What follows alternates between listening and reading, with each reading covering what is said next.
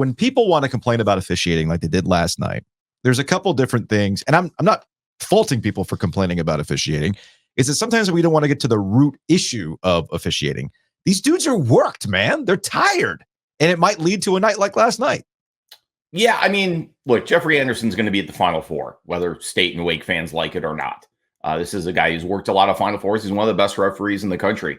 I think there were actually two problems last night, which resulted in him sort of taking over the game. One is due to weather or COVID or whatever. Clarence Armstrong, who's a veteran ref who was originally scheduled to work that game, got swapped out for Trey Stions, who's a younger up-and-coming ref who's the son of longtime ACC ref Randy Stions. So when that happens sometimes, Jeb Hartness was the third referee, who's sort of a veteran, sort of middle-tier guy.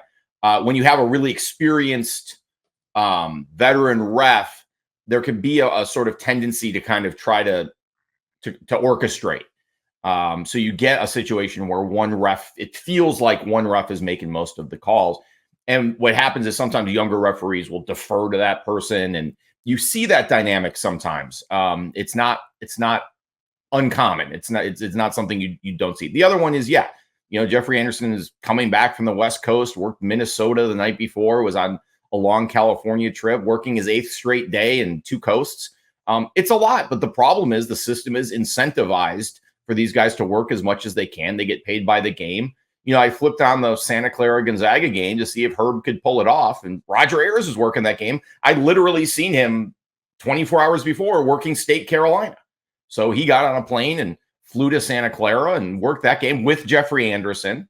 And then, is now back working games on the East Coast. He at least had a day off after that. I think he worked the Notre Dame game in South Bend. But, if you go on KenPom and look at these schedules, as I see Joe did a few minutes before we, this morning anyway, you can see this. You can see it. And if you look at someone like Roger Ayers' schedule, you'll see he has a regular procession of ACC games, maybe 3 to 4 ACC games a week. But these guys are independent contractors, and they can go in and fill in the blanks in those schedules with games that other conferences have available. And the ACC does that and fills in gaps in its schedule with guys from other conferences. And it's just, when they're independent contractors, they are incentivized to work as often as they can. They're paying for their own travel, so there's nobody to object with the idea of, are you going to go Clemson, Dallas, Seattle, Orlando, Maine, Chicago, Detroit? Like, there's nobody to say, hey, maybe you shouldn't do that. And then you get into the whole sort of Pandora's box of, well, should the conferences employ officials and blah, blah, blah. The conferences don't want to employ them, and the officials don't want to be employed. So you've got a lot of sort of disincentives to do that. So, and the third part of that is, okay, let's say you control their schedules and these top officials work less games. That means schools lower down the totem pole are going to get worse officials on a regular basis. So the general perception in the world of college basketball is you live with a guy working his 8th game in 8 nights because there aren't enough good referees to go around.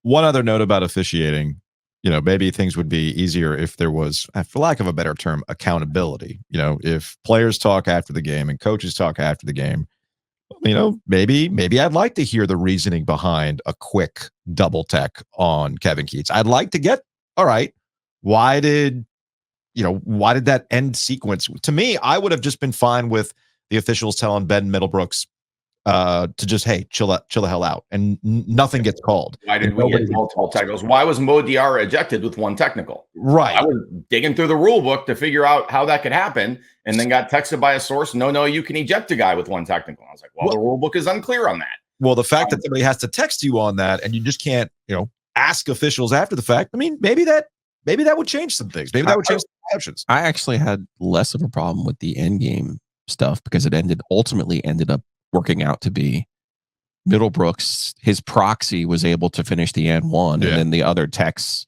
came out in the wash. Mm-hmm. Yeah, they should have, because Salas had initiated with Middlebrooks, and then Diarra initiated with Salas, so they should be gone. Yeah, I didn't have any problem with, and you've got a game that's been chipping forever. Yeah, I mean, it's forever. I mean, I was at the Everton Aston Villa game at Goodison Park on Sunday. I sat through a 5-minute VAR delay, and then I'm reliving a 5-minute monitor delay as they try to figure out who they actually called the technicals on. My question for a pool reporter would have been, yes, the first thing about why was the second technical so quick for Kevin Keats? Did he say something? Why wasn't he given the leeway that a technical coach usually says? Go ahead, Joe.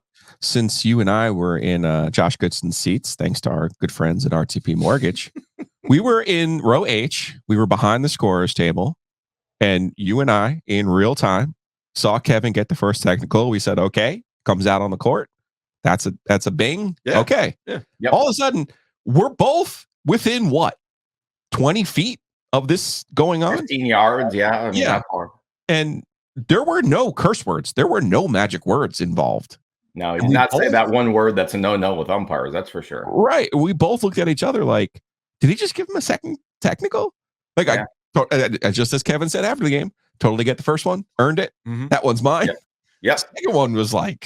The second one was the very definition of, hey, man, shit, I was in Minneapolis last night. And, buddy, I ain't on the team charter. And by the way, I was in California the night before. Yeah. So, and here I am in Raleigh, and I'm just happy the airport is 15 minutes from the arena, as opposed to, the sojourn I had to take to get to the Stanford Maples Pavilion. Right. That had the feel of, if you guys don't stop fighting, I'm going to stop this car and we're going to turn right around. I mean, look, my initial thought was Kevin Keats was sick and he just didn't really feel like sitting out there. Yeah. Workshop that. You're in charge. Possible, but then Throw Kevin me out of this game. Like, I'm done. Yeah, I'm tired. I don't want to do this. Old Norman Dale. But instead, he hung out and he was there and he fired up the crowd after the fact and everything else. So to your point about pool reports, though, I wrote about this last year. I think after the Virginia Duke shenanigans, where they ruled that the foul occurred after the whistle, but on a shot that occurred before the buzzer, and blah, blah, blah. And we couldn't get any clarity on that for like 12 hours. And every time this happens, someone says, well, the ACC has a pool reporter policy. You have to go to the home SID. Do you know what home SIDs are doing in the 90 seconds after a game when you have to get to them to request a pool reporter because the officials are going to be off to the Marriott in 9 minutes? Yeah. They're busy. Yeah. They're doing other things. The ACC needs a workable pool reporter policy that does not involve people who have other responsibilities. And that's the NCAA tournament. They have a media coordinator who sits there on press row and does things like, if they need a pool reporter, goes and makes sure the officials don't leave. Asking home SIDs to do it is unfair to them because they got to get their coach out to the radio interview. They got to tell their players which players are doing media. They got to make sure the box score is not screwed up and the printer isn't broken. They got a million things to do. Asking them to go wrangle a referee on short notice. I've never asked for a pool reporter. I may have once and been told that the referees were already gone, is my best recollection. But that's because it's a flawed system. And for the ACC to hide behind, we have a pool reporter because they have an unworkable protocol in place is not a good answer. And I don't blame like the ACC, Andy over at the ACC, who has to text people and tell them, well, actually, we have a pool reporter policy. I blame the people who wrote the policy who don't understand what SIDs do. I suspect they should just have a standard procedure for ejections and technicals. Yeah, and the AP writer or senior writer present should just assume, and the home SID should just assume that they're going to be able to ask the referee what was the. I mean, I just want to ask Jeffrey Anderson, can you explain how you handed out the technicals in the last sequence? And the answer is going to be, we felt that Ben Middlebrooks and Hunter Salas initiated contact with each other, and then Salas and Mohamed Diarra headbutted each other, and we felt that was a mutual headbutt. And we issued a technical to Salas for the initial incident and a technical to Salas for the second incident. We issued a technical to Ben Middlebrooks for initiating contact with Salas, and we issued a technical foul, a flagrant 2 contact technical foul to Mo Diarra for the headbutt. So he was ejected after 1 technical foul. Literally, I would walk back to the press room, type that up, email that to Craig Hamill at NC State. He emails that to everybody, and it's not an issue. And we're probably talking less about Jeffrey Anderson this morning and his wonderful high knees. And I still want to know, does he run that way on the treadmill? Got to get your reps in somehow, right? His Phoebe Central Park running. I just want to see his Fitbit at the end of the night. Is he getting extra credit for that? Is he getting extra credit? I mean, my Garmin doesn't give me credit for.